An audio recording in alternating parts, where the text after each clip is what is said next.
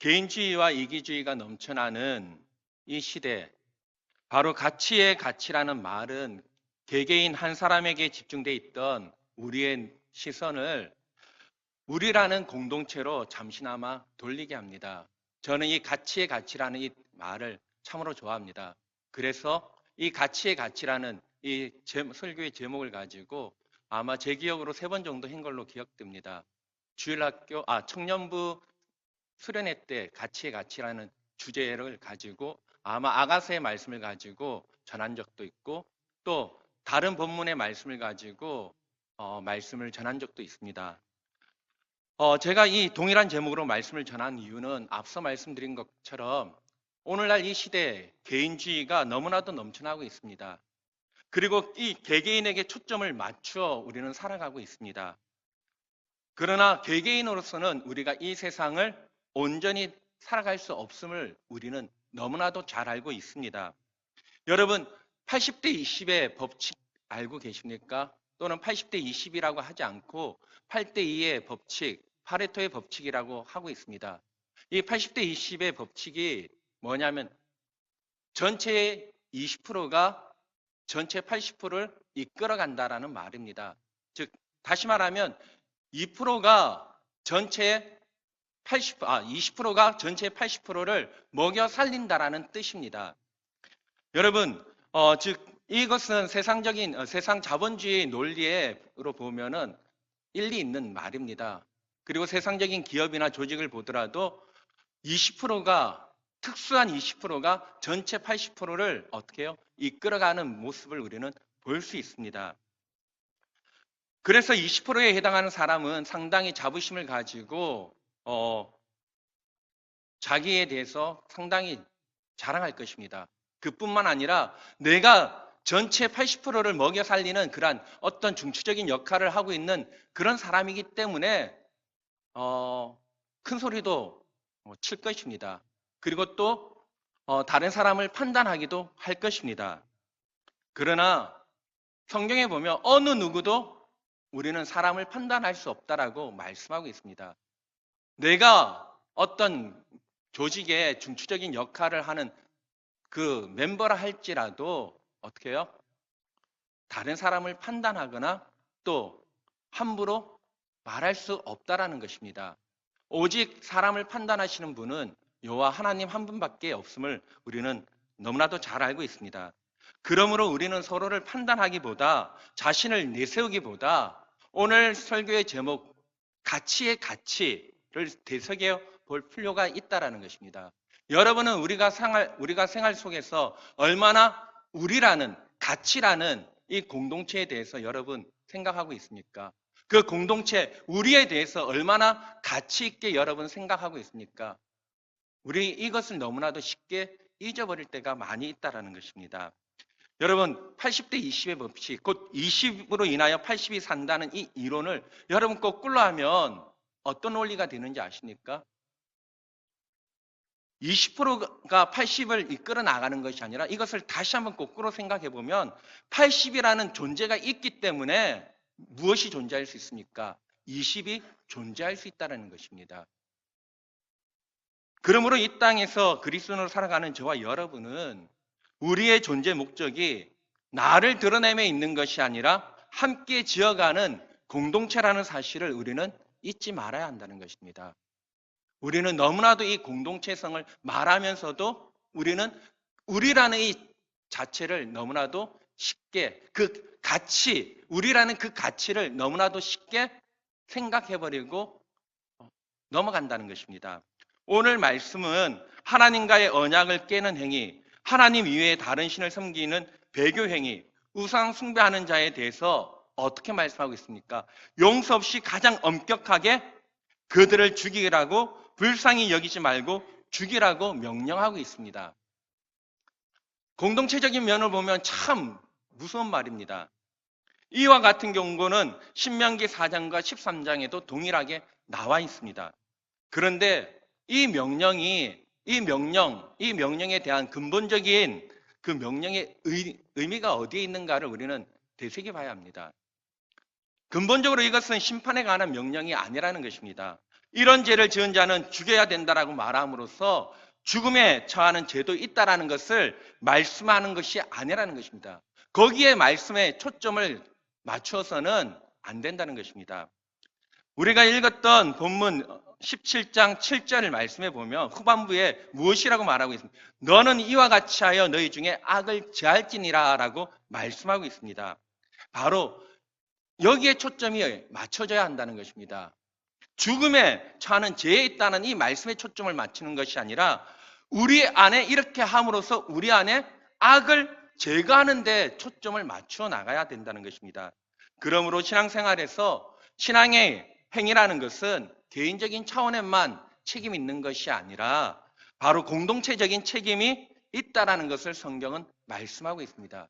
왜 저 한 사람이 우상 숭배에 빠지고 저 한 사람이 하나님을 배도하는 길로 나아갔는가? 그 문제를 볼 때 그 사람 개인의 문제가 있다라고만 말해서는 안 된다는 것입니다.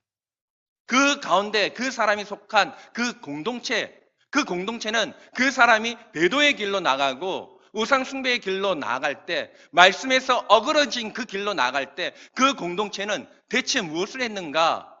이런 공동체적인 책임을 우리가 돌아봐야 한다는 것입니다.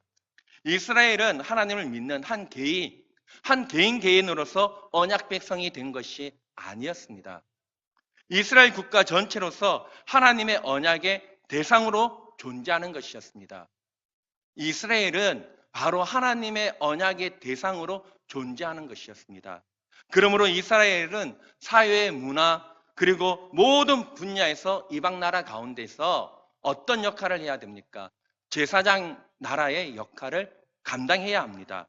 즉 제사장 나라의 역할을 감당한다는 것, 하나님의 영광과 하나님의 복주심과 하나님의 백성으로서 거룩함에 대한 책임을 그들은 감당해 나가야만 했던 것입니다. 그런데 그들은 그 삶 속에서 그러한 제사장의 나라로서 그 역할을 감당하지 못했습니다. 그들은 그 삶 속에서 악을 행했습니다. 그들이 제사장 나라로서 그들에게 주어진 그 삶의 자리에서 마땅히 악을 버리고 하나님의 나라와 하나님의 의를 드러내는, 하나님의 공의를 나타내는, 하나님의 영광을 드러내고 하나님의 복주심을 이방 나라 가운데 드러내는 그러한 역할을 해야 되는데 그것을 하지 못했다는 것입니다. 이것은 오늘 저와 여러분에게도 동일하게 적용되어지는 것입니다. 오늘 우리 그리스도인 삶, 곧 교회에게도 동일하게 나타나는 것입니다. 교회는 각 개인이 와서 말씀을 듣고 헌금을 하고 다시 각자의 삶으로 돌아가는데 그치는 것이 아닙니다. 여러분, 우리가 이 시간에 왜 교회에 왔습니까? 왜 이 시간에 예배의 자리로 왜 나왔습니까? 내 한 사람이 하나님 앞에 온전히 쓰기 위해서요? 물론 그것도 맞습니다. 그러나 우리 한 사람 한 사람이 어울려 무엇이 되어집니까? 우리라는 공동체가 되어지고 그 공동체가 어떻게 해요? 우리에게 주어진 그 삶의 자리에서 하나님의 어떠하심을 나타내는 그러한 역할을 감당해야 한다는 것입니다. 교회라는 공동체 속에서 서로가 서로에게 마음을 같이하여 함께 일하며 세워지는 공동체로서 책임 있는 그 구성원의 역할을 감당해 나가야 한다는 것입니다. 그러므로 나는 지금 우리 예수사랑교회 이 공동체 안에서, 신앙의 공동체, 이 믿음의 공동체 안에서 나는 나에게 주어진 이 믿음의 동력자, 믿음의 사람들과 어떠한 마음과 어떠한 호흡을 맞추고 발걸음을 맞추고 있는가 한번 생각해 봐야 합니다. 2인 삼각경기 여러분 잘 아시죠? 서로 두 사람이 한 다리를 한 발 한 발을 끈으로 묶어가지고 달리는 경기를 합니다. 잘 달리려고 하면 어떻게 합니까? 두 사람이 어떻게 호흡을 맞춰 나가야 합니다. 호흡을 맞추지 않으면, 호흡과 그리고 그 폭을 맞추지 않으면 결코 제대로 달릴 수가 없습니다. 나는 잘 달리기 때문에 아니죠. 같이 서로를 생각하면서 보폭을 맞추고 호흡을 같이 해 나갈 때 제대로 걸어 나가고 달려 나갈 수 있는 것입니다. 이와 같이 교회 안에서도 마찬가지라는 것입니다. 우리는 나 혼자만 잘하면 되는 것이 아니라 우리는 함께 주의 몸된 교회를 세워나가고 하나님의 일들을 이뤄나가야 합니다. 그러기 위해서는 내가 옳고 너가 틀렸다라는 옳고 그름으로 나가는 것이 아니라 어떻게 해요? 연약한 자를 긍휼히 여기고 또 어떻게 해요? 열심히 있는 자는 그 열심을 더 열심을 다할 수 있도록 서로가 어떻게 해요? 호흡을 맞춰 나가야 합니다. 너는 안 돼. 나 혼자 할래. 너는 늦네. 너는 처지네. 나 혼자 먼저 가서 내가 다 할래. 그래서는 안 된다는 거거든요. 왜요? 교회는 한 개인의 조직이 아니라 교회는 단체이기 때문입니다. 여러분, 함께하고 같이 가야 하는 문제에 있어서 오늘날 교회는 이것이 너무나도 제대로 훈련이 되지 않은 모습을 우리는 보일 수 있습니다. 왜 그럴까요? 교회 안에 너무나도 세상적인 영향이 많이 들어왔기 때문입니다.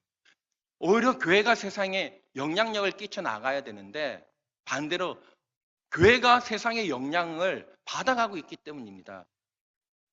세상적인 영향을 너무 많이 받아 혼자는 잘하고 있지만 옆사람과는 어떻게 해요? 같이 잘하지 못하는 경우가 교회 안에서도 얼마나 많이 나타나고 있습니까? 이것은 결코 바람직한 것이 아니라는 것입니다. 아마도 이 부분에 대해서 많은 분들이 공감할 것입니다. 그래, 교회는 함께 세워져 나가야 돼. 우리 교회는 같이 나가야 돼. 어느 특정 한 사람에 의해서 이끌어가는 것이 아니라 어떻게 십시일반의 마음으로 우리는 같이 주의 몸된 교회를 세워 나가야 돼 생각할 것입니다. 그런데 여러분, 이것이 옳지 않고 잘못되었다라는 생각은 하지만 분명히 이것이 여러분 죄라고 생각한 적 있습니까? 내가 같이 하지 않는 거, 같이 호흡을 맞추지 않는 거, 서로 함께 세워주지 못하는 거, 이거 죄라고 생각하는 분 거의 없을 것입니다. 분명 윤리적으로나 도덕적으로나 종교적인 어떤 규범으로 보면 죄가 아닐 것입니다. 그러나 이것은 우리가 함께 가는 문제를 가지고 보면 이것은 죄라는 것입니다. 무슨 말씀인지 이해가십니까? 함께 하지 못하는 것, 가치의 가치를 알지 못하는 것, 그것은 바로 공동체를 깨뜨리는 요소가 되기 때문입니다. 공동체를 깨뜨리는 거, 그리고 개인주의화가 되는 거, 천상천하 유아독존, 세상에서 자신이 가장 존귀한 자다라고 하는 이 말, 그리고 나는 특별해, 나는 특별한 존재야 라고 자신의 모습을 거짓으로 꾸며나가는 것, 무엇입니까? 이것이 어리석은 우리의 모습이고 죄된 모습이라는 것입니다. 여러분은 특별합니까? 저는 특별합니까? 우리는 특별하지 않습니다. 그런데 자꾸만 우리는 인본주의적인 사상에 사로잡혀서 당신은 사랑받기 위해 태어난 사람, 당신은 특별한 존재, 이렇게 사람을 세워줍니다. 아니죠. 우리는 죽을 수밖에 없는 존재입니다. 우리는 우리의 죄와 허물로 죽을 수밖에 없는 그런 어리석고 미련한 그런 죄인이었습니다. 그런 죄인이, 그런 존재가 하나님의 거저 주시는 사랑과 은혜로 우리는 하나님의 자녀가 된 것입니다. 하나님의 자녀로 칭함을 받았습니다. 이처럼 은혜로 하나님의 은혜를 받은 자는 결코 그 자신의 삶 속에서 자기를 가신하지 않습니다. 교만하지 않습니다. 거저 주신 은혜, 그 사랑과 그 은혜를 기억하면서 나의 잘남을 자랑하기보다 나를 사랑하시고 나를 불러주신 하나님 앞에, 그리고 그의 몸된 교회, 공동체 속에서 서로가 지체됨을 알고 어떻게 합니까? 우리는 하나님의 거룩을 닮아가기 위해 힘씁니다. 그리고 서로 돌봐줍니다. 서로 사랑으로 용서하고 또 때때로 부족한 것이 있으면 어떻게 해요? 책망하기보다 어떻게 기다려준다는 것입니다. 이것이 하나님의 사랑을, 하나님의 은혜를 받은 믿음의 사람들의 삶 속에서 보여주고 나타나야 할 것이라는 것입니다. 이 모습이 저 안에 있습니까? 여러분 안에 있습니까? 안타깝게도 저에게도 없습니다. 많이 부족합니다. 왜요? 저도 이것을 두고 끊임없이 하나님 앞에 기도합니다. 왜? 성질이 되게 못됐거든요. 한 번, 두 번, 세 번 말을 해서 안 통해요. 그러면 그 사람하고 가급적이면 관계를 끊습니다. 이거 결코 제가 자랑하는 거 아니고 이게 저희 약점이라는 걸 여러분에게 고백합니다. 이 약점을 가지고 하나님 앞에 기도합니다. 하나님, 그럼에도 불구하고 하나님이 나에게 한 번, 두 번, 세 번, 그럼 너 아니야 하고 버리지 않으셨지 않습니까? 바로 하나님이 나에게 대해서 오래 참으시고 기다려 주셨던 것처럼 나 또한 그렇게 행하기를 원합니다. 그 마음을 가지고 기도하는데요. 아직도 내 안에 그러한 몹쓸 그러한 기질들이 잘 안 없어지더라고요. 그런데 이것 합리화할 수 없습니다. 정당화할 수 없습니다. 우리는 그럼에도 불구하고 하나님 앞에 나가야 합니다. 이것을 하나님, 이런 나의 안에 있는 어리석은 죄악들, 이러한 나의 가시들이 내게서 정말 제거되어지고 내 안에 주님의 그 마음이, 주님의 그 사랑과 용서와 기다림과 인내가 내 삶 속에 있기를 어떻게 해요? 우리는 기도해야 한다는 것입니다. 여러분, 바로 교회는 하나님만을 우리의 모든 소원과 자랑과 하나님만이 우리의 주인으로, 그리고 우리의 경배 대상으로 섬기고 있습니다. 하나님에게만 생명과 진리가 그 가운데 나옵니다. 다른 어떤 것이 없습니다. 바로 교회는 이러한 사실을 근거로 세워졌습니다. 교회는 결코 자기를 증명하기 위해서 모인 단체가 아니라는 것입니다. 그런데 오늘날 일부 교회들은 어떤 모습을 보입니까? 세상과 다를 바가 없는 그런 모습을 보입니다. 여기서 세상과 다를 바가 없는 모습이라는 것은 무엇이냐면, 세상은 능력 있는 사람을 중시합니다. 그리고 능력 있는 사람을 인정합니다. 돈 있는 사람을 앞세우고 그 사람을 어떻게 해요? 앞세워 일을 해 나간다는 것입니다. 여러분, 능력 있는 사람이 일하는 거, 그리고 그것이 효과적이고 능력적이고 또 세련될 수도 있습니다. 다시 말씀드리면 우리 교회 안에서도 찬양 잘하는 사람이 이렇게 표현해 볼까요? 목회자가, 우리 원유성 목사님 이야기를 할게요. 원유성 목사님 찬양을 잘합니다. 그런데 원유성 목사님, 내가 찬양을 잘하니까, 오해하지 마십시오. 찬양을 예를 드는 겁니다. 찬양을 잘하니까 내가 찬양을 다 인도해야 돼. 그러면 어떻게 되겠습니까? 그것이 세련될 수도 있습니다. 많은 사람들에게 효과적이고 은혜가 될 수도 있습니다. 그러나 중요한 것은 무엇을 놓칩니까? 사람을 놓칠 수 있다는 것입니다. 세워져야 할 사람, 그리고 또 키워져 나가야 할 그 사람들을 놓치게 된다는 것입니다. 결코 교회는 어느 특정한 사람에 의해서 움직여 나갈 수 있는 그러한 조직이 될 수 없다는 것입니다. 우리는 비록 어느라고 서툴더라도 어떻게 해요? 그 사람이 하나님의 일꾼으로 세워질 수 있도록 어떻게 해야 될까요? 기다려줘야 합니다. 그리고 그 자리를 함께 세워나갈 수 있는 그러한 마음, 그러한 여유가 우리 가운데 있어야 한다는 것입니다. 그러나 여기에 우리가 기억해야 할 것은 오늘날 교회와 세상 안에서 어떤 점이 있느냐 하면, 이러한 거룩을 유지하며 겸손과 양보와 권면과 자비와 긍휼로 함께 나아가는 것이 부족하다는 것입니다. 이렇게 기다려주는 거, 그리고 이렇게 참아주는 거, 인내해주는 거, 이렇게 세워주는 것이 우리 가운데 너무나도 부족하다는 것입니다. 아니, 부족한 것이 아니라 솔직히 말하면 없습니다. 여러분, 그렇다고 해서 여러분 오해하지 마십시오. 무조건 그렇게 해야 한다는 것 아닙니다. 교회 공동체, 믿음의 공동체, 신앙의 공동체 안에 그 공동체를 깨트리는 가장 치명적인 문제에 대해서는 우리 어떻게 해야 합니까? 오늘 본문에 말씀하고 있는 것처럼 단호하고 그리고 제거해야 합니다. 단호하게 제거해 나가야 합니다. 그 대표적인 문제가 오늘 본문에 무엇으로 나와 있습니까? 하나님과의 언약을 깨트린 그 문제, 우상 숭배를 말씀하고 있습니다. 그렇습니다. 우리 공동체 안에서, 우리 서로와의 그 관계 안에서 하나님과 언약의 관계를 깨트린 그 문제들이 생기면 우리는 어떻게 해야 합니까? 단호히 그것들을 제거해야 합니다. 근데 그 제거하는 그 근본 안에 어디에 있습니까? 죽이기 위해서 아니라는 것입니다. 우리 안에 이러한 악을 어떻게 해요? 제거해 나가기 위해서입니다. 바로 우리 안에, 우리 공동체 안에 이러한 악이 생겨나지 않도록 그 쓴뿌리들을 어떻게 해요? 제거해 나가는데 목적이 있다는 것입니다. 그래서 교회 안에 건징이 있습니다. 처벌을 해야 하는 것입니다. 그러나 건증의 목적 역시도 잘못한 자를 교회라는 이름으로, 교회라는 조직 혹은 그 단체의 힘으로 처벌하는데 목적이 있는 것이 아니라는 것입니다.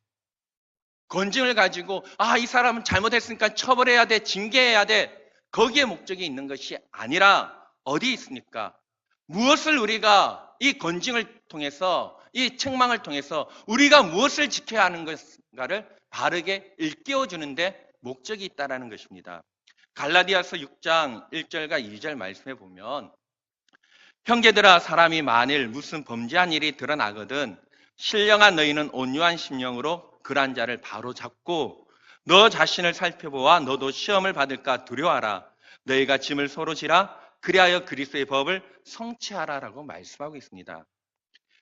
형제들아, 사람이 만일 무슨 범죄한 일이 드러나거든 어떻게 하라고 합니까? 온유한 마음을 가지고 그러한 자를 바로 잡아줄 것을 말하고 있습니다.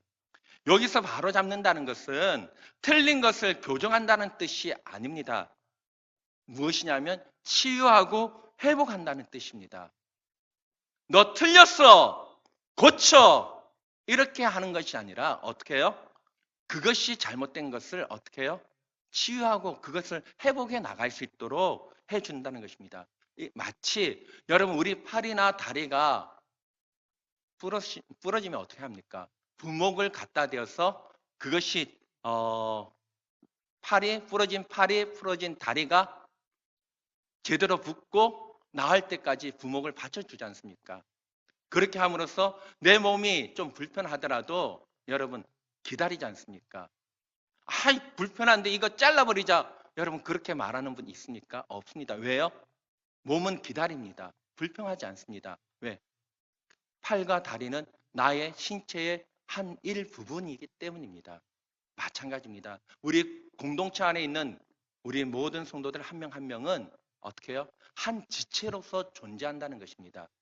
그래서 그 지체가 실수하고 넘어지고 또 아파하면 우리 어떻게 합니까? 그를 위로해주고 그를 기다려주고 그가 바른 길로 올 수 있도록 어떻게 해요? 여러 가지 겉면으로 그 사람을 세워나가는 그 일들을 해나가야 한다는 것입니다.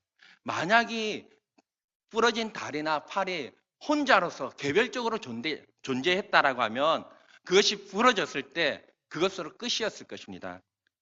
그러나 그것이 끝이 아닌 이유는 몸 전체로 있기 때문에 끝이 아니라는 것입니다. 마찬가지로 한 사람이 죄를 범하고 잘못하였더라도 그대로 끝장나지 않는 것, 그 이유는 어디에 있습니까? 교회 신앙 공동체가 있음으로 해서 바로 그 사람이 교회 공동체 안에 있음으로써 그 사람이 그 안에서 치유함을 받고 위로를 받고 권면을 받는 유익과 결과가 그 가운데 있어야 한다는 것입니다. 이러한 모습이 우리 교회 안에 바로 여러분 한 사람 한 사람 그 삶의 그 자리에서 나타나야 한다는 것입니다. 또한 에베소서 2장 20절과 22절 말씀해 보면 너희는 사도들과 선지자들 터 위에 세우심을 입은 자라. 그리스도 예수께서 친히 모퉁이 돌이 되셨느니라. 그의 안에서 건물마다 서로 연결하여 주 안에서 성전이 되어가고 너희도 성령 안에서 하나님이 거하실 초소가 되기 위하여 그리스도 예수 안에서 함께 지어져 간다라고 말씀하고 있습니다. 이 말씀 역시도 주의 몸된 교회를 세워나가기 위해서 어떻게 합니까? 우리 각자가 제대로 딱 맞는 그런 존재가 아니라는 것입니다. 우리 각자 역시 모나고 그런 부분들이 있지만 어떻게 해요? 공동체 안에서 우리의 모난 부분들이 깎여 서로 끼워 맞춰짐으로써 어떻게 해요? 교회가 건물이 세워져 나간다는 것입니다. 여러분 우리 교회를 건축할 때도 여러분 보셨지 않습니까? 뭔가 딱 해 나갈 때 이게 맞지 않네? 그러면 어떡합니까? 그거 버립니까? 안 버립니다. 그 튀어나온 부분, 거치는 부분을 어떻게 해요? 다듬습니다. 깎아냅니다. 그래서 그것이 그 부분에 딱 맞도록 어떻게 해요? 다듬어 나가지 않습니까? 우리 교회 안에, 우리 공동체 안에, 우리 성도들의 그 안에 이러한 모습이 있어야 한다는 것입니다. 분명 우리는요, 너무나도 다른 환경과 다른 형편 속에서 우리는 살아왔습니다. 똑같지 않습니다. 저 사람이 내 마음 같지 않습니다. 그러나 우리는 내 마음 같지 않다 할지라도 우리는 어떻게 합니까? 하나님께서 나를 어떻게 사랑해 주셨는가? 하나님께서 나를 어떻게 품어 주셨는가? 그 한 가지 사실을 기억한다라고 하면 우리는 내 형제에게 나의 생각과 다른 그 지체에게 어떻게 대할까요? 기다려 준다는 것입니다. 그리고 그가 세워져 나갈 수 있는 자리를 만들어 준다는 것입니다. 이렇게 함으로써 우리는 서로 함께 교회 지체로서 교회를 세워 나간다는 것입니다. 다시 말씀드리지만 교회라는 것은 힘을 모아 무엇을 하는 것을 본질로 삼는 것이 아니라는 것입니다. 교회가 힘을 모아 뭔가를 하는 것, 거기에 본질이 있는 것 아닙니다. 힘을 모아 구제도 해야 되고 여러 가지 일들, 여러 가지 교회 안에 사업해야 되는 거 맞습니다. 그러나 그것이 본질이 아니라는 것입니다. 그것은 그 다음의 것입니다. 우리의 본질은 무엇입니까? 하나님의 자녀로서 우리의 삶 속에서 하나님의 거룩을 꽃피워야 합니다. 그리고 어떻게 해요? 진리로 우리의 삶 속에서 열매를 맺어 나가야 합니다. 그 일을 위해 우리는 힘을 다해야 합니다. 이것이 교회라는 것입니다. 바로 이것이 신앙의 공동체입니다. 내가 하나님의 자녀로서 내 삶 속에서 거룩의 꽃을 피우기 위해서 내 안에 어떤 몸부림이 있었는가? 진리의 열매를 맺기 위해서 나는 어떻게 비진리와 투쟁하며 싸웠는가? 여러분 보십시오. 우리가 진리를 가지고 싸우기보다 비본질적인 걸 가지고 우리가 다툰 적이 얼마나 많이 있습니까? 우리의 삶의 모습이 바뀌어야 합니다. 진리를 가지고 우리는 싸워 나가야 합니다. 이단들과 잘못된 교리를 가리키는 그 집단들과 사이비들과 어떻게 해요? 하나님의 진리의 말씀을 가지고 싸워 나가야 됩니다. 그리고 교회 안에서는 어떻게 합니까? 서로 하나님의 거룩과 하나님의 사랑과 용서와 기다림과 인내로 서로를 세워져 나가고 기다려줘야 한다는 것입니다. 이러한 용서가 우리 가운데 있어야 한다는 것입니다. 믿지 않는 사람에 대해서는 우리가 오래 참고 기다리고 이단들이 우리를 막 공격할 때 그래 인내해야 돼 기다려야 돼 사랑해야지 그들을 품어 안아야지 하면서 정작 내 안에 있는 우리 식구들에 대해서는 그렇게 하지 못한다라고 하면 그것은 무엇입니까? 거짓된 신앙이라는 것입니다. 우리는 거짓된 신앙에서 벗어나고 정말 하나님 앞에 진실한 모습으로서 하나님 앞에 나아가는 그런 그리스도인이 되어야 합니다. 하나님께서 이스라엘 백성들에 대해서 진노하시고 벌을 내리신 이유가 어디에 있습니까? 그들이 세상 가운데서 제사장의 나라로 책임 있는 삶을 살아야 했지만 그렇게 하지 못했기 때문입니다. 그렇지만 분명 여러분 이스라엘 안에도 개개인적으로 보면 정말 믿음의 사람들이 있었습니다. 다니엘과 세 친구, 예레미야. 근데 다니엘의 세 친구와 예레미야와 많은 믿음의 사람들, 그들의 죄로 인해서 그들이 이방 땅에 포로로 잡혀갔습니까? 아니었습니다. 즉 무엇이냐면 이스라엘이라는 국가가 이방에 포로되었을 때 그들도 함께 어떻게 해요? 그 어려움을 당했다라는 것입니다. 전체에 대한 책임으로 묶여 있다는 것입니다. 이것이 개인 한 사람에게 한정되어 있는 것이 아니라 공동체, 우리라는 이 전체로 묶여 있는 신앙의 공동체이기 때문에 어떻게 해요? 이스라엘 안에 범죄했을 때 그 안에 있던 의로운 백성들도 함께 고난을 당할 수밖에 없었던 것입니다. 오늘날 우리도 마찬가지입니다. 우리의 신앙이 이런 차원을 가지고 볼 수 있어야 한다는 것입니다. 우리 교회 안에 좀 전에 말씀드린 것처럼 우리 교회 안에 우리는 어떠합니까? 전부 다 여러분 피를 나눈 우리 형제입니까? 예수의 피를 나눈 형제겠지만 실제로 육체의 피를 가진 나눈 우리 형제 가족은 많이 없습니다. 이처럼 서로가 모르고 서로가 다른 그러한 모습을 가지고 우리는 교회로 공동체로 모였습니다. 그런데 여러분 어떠합니까? 함께 사는 그 가정 속에서도 웃는 날보다 좀 다투는 그런 소리가 많은데 이처럼 남남이 모여 주의 이름으로 모여온 이 교회 안에 웃는 날보다 다투는 일이 많은 거 분명합니다. 그러나 중요한 것은 이것이 바로 우리의 신앙의 성숙을 가져오는 훈련장이 되어진다는 것입니다. 하나님께서 저와 여러분에게 요구하시는 모든 것을 채우기 위한 훈련의 장소와 그 과정이 바로 이 교회라고 볼 수 있습니다. 이 교회 안에서 우리는 하나님의 거룩을 닮아갑니다. 그래서 나의 모난 부분이 깎이고 다듬어져서 하나님의 거룩을 닮아가서 이제 세상 속에서 하나님의 선한 믿음의 영향력을 끼쳐나가며 제사장으로서 어떻게 해요? 그 일들을 감당하게 된다는 것입니다. 교회에 와서 열심히 참여하고 제약을 함께 몰아내고 하나님의 사람으로서 하나님의 아름다움과 영광을 어떻게 해요? 격려하고 힘을 모아 만들지 않으면 안 된다는 것입니다. 우리는 이 일에 하나님 앞에 부르심을 받았습니다. 우리는 하나님의 영광을 위해서 우리는 모였고 하나님의 의로움을 드러내기 위해서 우리는 모였습니다. 하나님의 거룩을 드러내기 위해서 모였습니다. 나의 자아를 드러내기 위해서 모인 것이 아니라는 것입니다. 그러므로 우리의 삶이 어때야 합니까? 학생들이 그 학교의 수준만큼 되는 것, 여러분 공감하시죠? 서울대학교, 이른바 우리나라 최고의 대학이라고 하는 서울대학교 학생들과 지방에 있는 대학교 학생들 수준이 같다라고 봅니까? 다릅니다. 같다라고 생각하시는 분 전혀 없을 것입니다. 그 학생의 수준만큼 그 학교는 평가되어집니다. 그렇다라고 하면 이것을 교회적으로 한번 생각해 볼까요? 교회도 그 성도들의 수준만큼 교회는 그 역할을 감당하게 되어 있습니다. 우리 교회가 세상 가운데서 어떤 믿음의 수준에 있는가? 그것은 바로 우리 믿음의 지체들 한 사람 한 사람이 어떤 하나님 앞에 그 삶의 자리에서 그 일들을 감당하느냐에 따라 달라지게 된다는 것입니다. 그러므로 우리의 삶 속에서 어떤 삶을 살아야 합니까?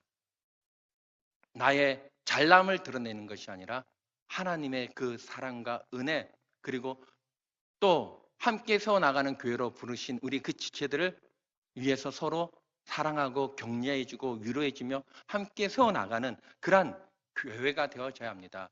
여러분, 말씀을 듣고 또 말씀 속에서 만족하지 마십시오. 말씀을 듣고 그 말씀 속에서 만족한다라고 하면 이것은 세상적인 영화를 보는 것과 다를 바가 없습니다. 그냥 말씀 들었어. 감상해서 좋네. 여러분, 예배 때마다 이렇게 듣고 돌아가면 아무런 변화가 일어나지 않습니다. 바로 중요한 것은 내 삶의 속에서, 나의 삶이라는 그 현장 속에서 내가 그리스도인으로서 어떤 그 일들을 이뤄나가고 있는가, 신앙 공동체를 만들기 위해서 내가 어떻게 그 분야에서 책임을 지고 있고 또 어떻게 나와 함께하는 자들과 그 일들을 감당하고 그 일들을 누리고 있는가, 정말 가치의 가치를 알아가는 그런 저와 여러분이 되시기를 축복합니다. 우리 이 시간 다 같이 고백의 찬양 220장 찬양 드리겠습니다.